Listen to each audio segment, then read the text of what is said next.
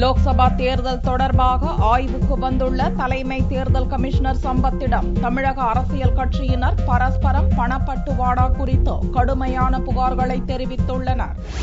தமிழகத்தில் வரும் 24ஆம் தேதி நடக்கவுள்ள லோக்சபா தேர்தல் தொடர்பாக தலைமை தேர்தல் கமிஷனர் சம்பத் விரிவான ஆய்வு நடத்த சென்னைக்கு சனிக்கிழமையன்று வந்தார். கிண்டியில் உள்ள தனியார் ஹோட்டலில் அரசியல் கட்சி பிரதிநிதியினருடன் முதலில் தனித்தனியாக ஆலோசனை நடத்தினார். அங்கீகரிக்கப்பட்ட தேசிய கட்சிகளாக காங்கிரஸ், பாரதிய ஜனதா, கம்யூனிஸ்டுகள், பகுஜன் சமாஜ் மற்றும் மாநில கட்சிகளாக அதிமுக, திமுக, தேமுதிக உள்ளிட்ட கட்சி பிரதிநிதிகள் பங்கேற்றனர். ஆளுங்கட்சியான அதிமுக மீது பகிரங்க புகார்களை வாசித்த திமுக மற்றும் தேமுதிக பிரதிநிதிகள் பணப்பட்டுவாடாவை தடுக்க வேண்டும் என்று கோரிக்கை விடுத்தனர்.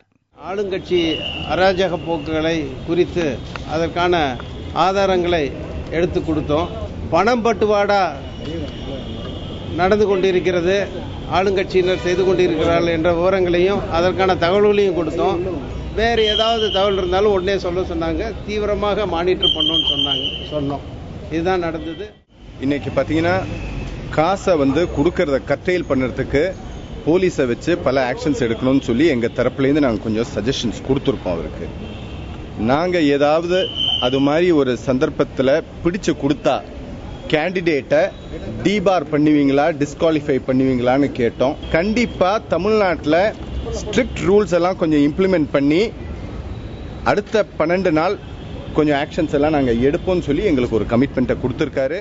மார்க்சிஸ்ட் கம்யூனிஸ்ட் கட்சியின் மாநில செயலாளர் ஜி. ராமகிருஷ்ணனும் பணப்பட்டுவாடா குறித்தே புகார் தெரிவித்தார். காங்கிரஸ் கட்சியின் முன்னாள் எம்பி பீட்டர் அல்போன்ஸ் தமிழகத்தில் மது விற்பனை 5% அதிகரித்து விட்டதாகவும் அதை கட்டுப்படுத்த வேண்டும் என்றும் தெரிவித்துள்ளார்.